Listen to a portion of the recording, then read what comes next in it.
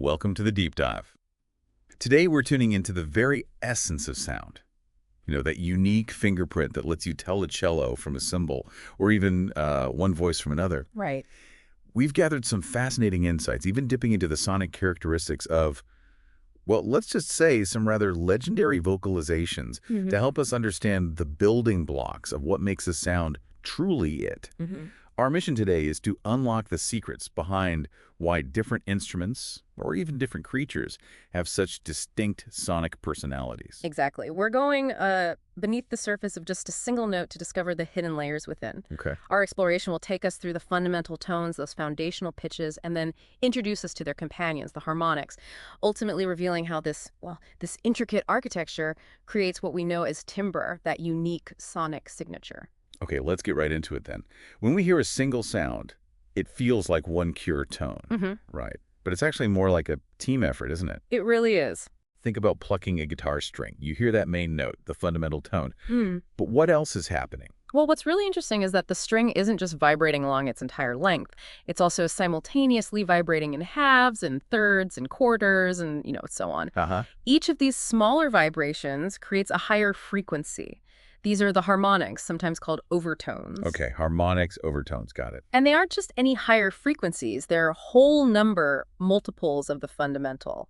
So if your main note is humming along at, say, 100 hertz, Yeah. its second harmonic will be right at 200 hertz, exactly double. The third harmonic pops up at 300 hertz, exactly triple, and it just keeps going like that. Wow. So the fundamental is like the main ingredient, the base flavor, and the harmonics are like the subtle spices adding all this complexity. It's like a great analogy. And the relationship between these isn't random. It's based on this clean, simple math. Precisely. The second harmonic vibrates twice as fast as the fundamental. That's a 2.1 ratio. Yeah. Our ears recognize that as an octave. The third harmonic is 3 times the fundamental's frequency, a 3.1 ratio, which is an octave plus a fifth.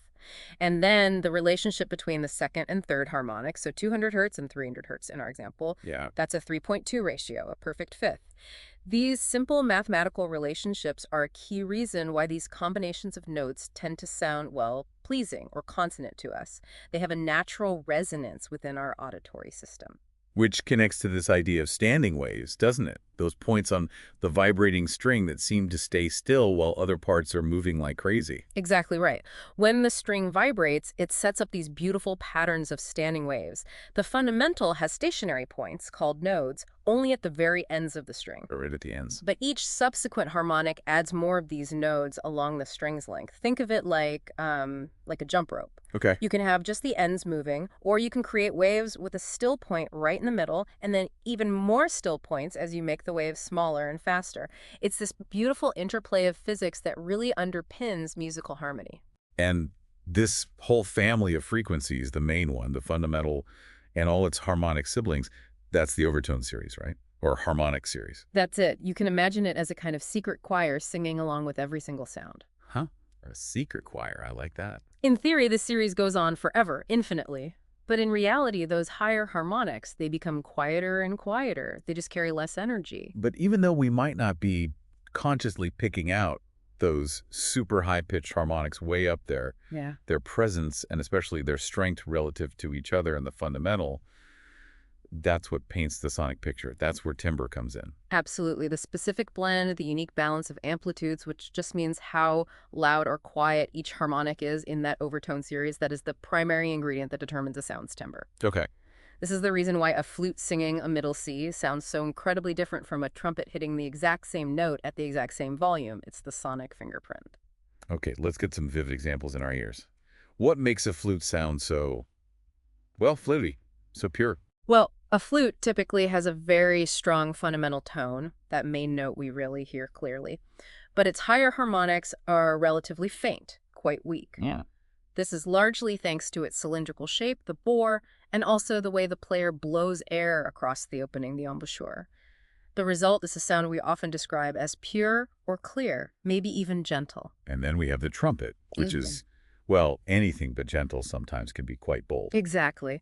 A trumpet, with its widely flared bell at the end and the way a player's buzzing lips get the air column inside vibrating, it produces a much richer collection of harmonics. More of them. Yes, and including stronger ones higher up in the series.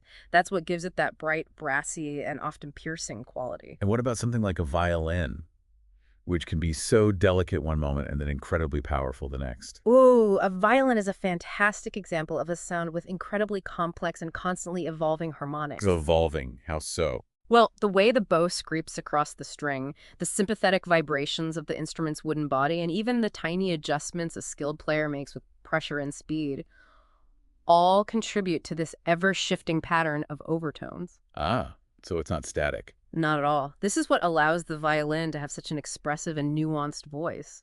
One of our sources even playfully talks about the mythical, incredibly complex harmonics of a dragon's roar. Where? From these deep, earth-shaking rumbles all the way up to these almost supersonic shrieks. Yeah. It paints this picture of just immense power conveyed through this massive range of frequencies. And while dragons are, firmly in the realm of fantasy, Sure. the idea beautifully illustrates how a sound source could potentially generate an incredibly wide and intricate spectrum of frequencies and their associated harmonics. It suggests different levels of energy and impact, from the deeply resonant to the intensely piercing. So timbre isn't just about the raw physics of the sound wave itself. It's also about how our amazing brains take all those different frequencies and somehow knit them together into a single sound we recognize. Precisely.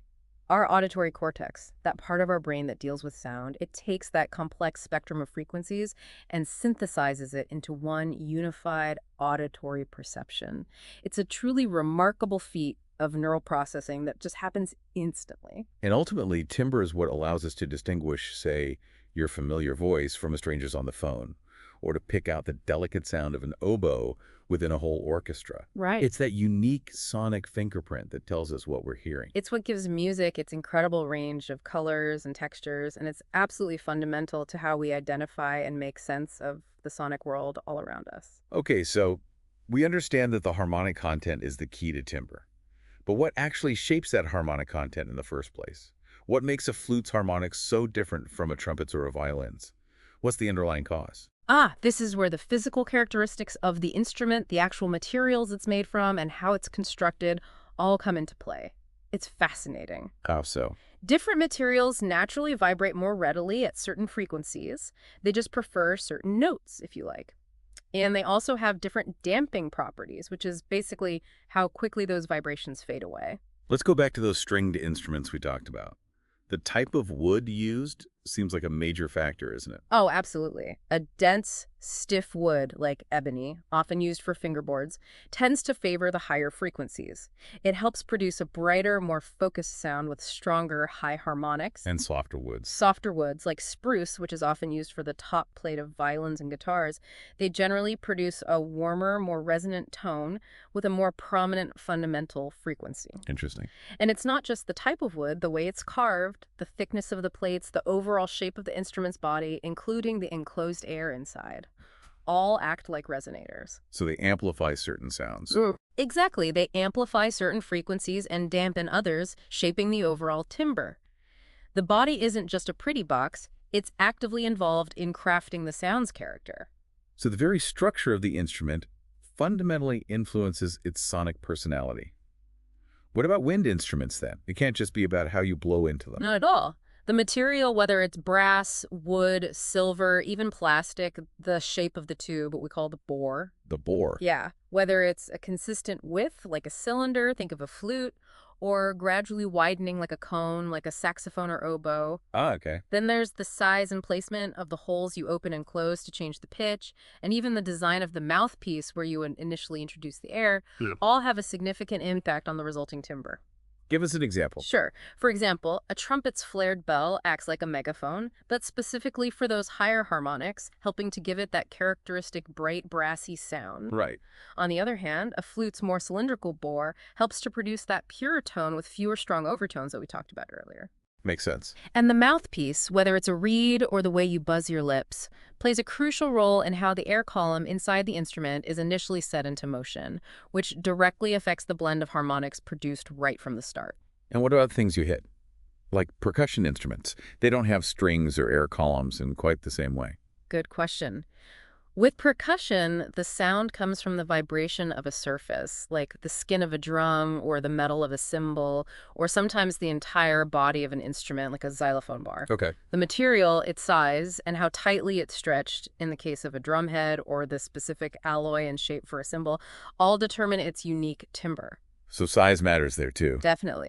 A large bass drum will generally produce lower frequencies with a deep, resonant timbre, while a small snare drum will naturally have higher frequencies and a much snappier, shorter sound. And how you hit it. Absolutely critical. Even where and how you strike the instrument and what you use to strike it with a stick, a mallet, your hand will affect the balance of harmonics and therefore the resulting tone color, the timbre. It's amazing to think about how many subtle physical factors contribute to the unique sonic signature of an object.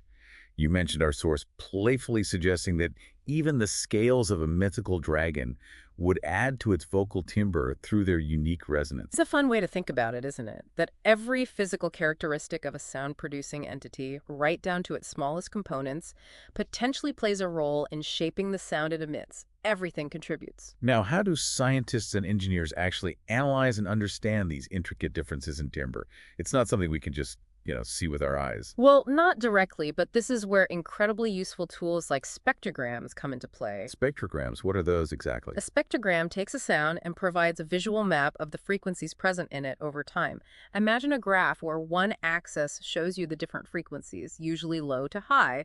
The other axis shows you time passing, and then the brightness or color at any point on that graph tells you how loud, how intense that specific frequency is at that exact moment. Whoa. So it's like a visual fingerprint of the sound as it unfolds, showing us which harmonics are present and how their intensity changes over the duration of the note. That's a perfect way to put it. You can clearly see the fundamental frequency, usually the lowest, darkest line, and then all the overtones stacked above it like layers. And you can track how their amplitudes, their loudness rise and fall. Can you see specific things in them? Yes, particularly in speech and singing, spectrograms often reveal these distinct bands of energy called formants.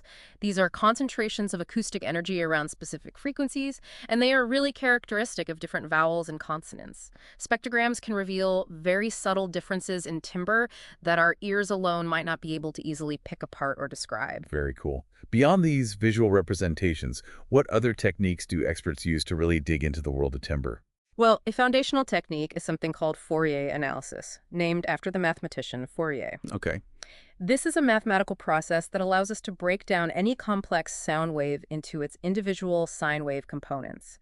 Essentially, it tells us the precise frequencies and amplitudes of the fundamental and So it's like the mathematical recipe for the sound. exactly. This mathematical breakdown is actually the basis for creating those spectrograms we just talked about. Then we have psychoacoustic models. Psychoacoustic sounds complex. It means combining psychology and acoustics. These models are designed to simulate how the human ear and brain actually perceive sound, including timbre. They help us understand which aspects of that complex frequency spectrum are most important in our subjective experience of a sound's quality. What do we actually notice? So it connects the physics back to our perception. Precisely. And modern technology is even giving us new ways to explore sound, isn't it? I imagine computers play a role now. Oh, absolutely. Machine learning algorithms are increasingly being used to automatically identify and classify different timbres. How would that be used? Well, this has huge applications in areas like helping computers understand and organize vast libraries of music, or creating new and interesting sounds through digital synthesis, and even developing advanced audio effects for music production and sound design. It's truly remarkable how much depth there is to something we often take for granted. Mm-hmm. The simple act of hearing a sound and knowing what it is. What's so fascinating, I think, is the way all these different layers, the fundamental physics of vibration, the influence of the materials and how they're put together, and ultimately our own perception, our brain's interpretation, all work together seamlessly to create the incredibly rich tapestry of sounds that surrounds us every single day. Yeah. This deep dive into overtones and timbre really shines a light on how each and every sound has its own unique identity, its own sonic DNA, so to speak. It makes you ponder. If timbre is this incredibly specific fingerprint for every sound, What could that suggest about the nature of everything else in the universe? That raises a rather profound question, doesn't it? If even the simplest vibration carries this unique sonic signature reflecting its source, could it be that the entire universe is, in a way, a vast collection of unique voices, each contributing its own distinct note, its own timbre, to some grand cosmic symphony? It's a truly thought-provoking idea that perhaps every object, every event, everything in existence possesses its own inherent sonic signature, a reflection of its very essence. Maybe if we could truly learn to listen, maybe really listen, we might just begin to hear the song of creation echoing in everything around us. Thanks for taking this deep dive with us.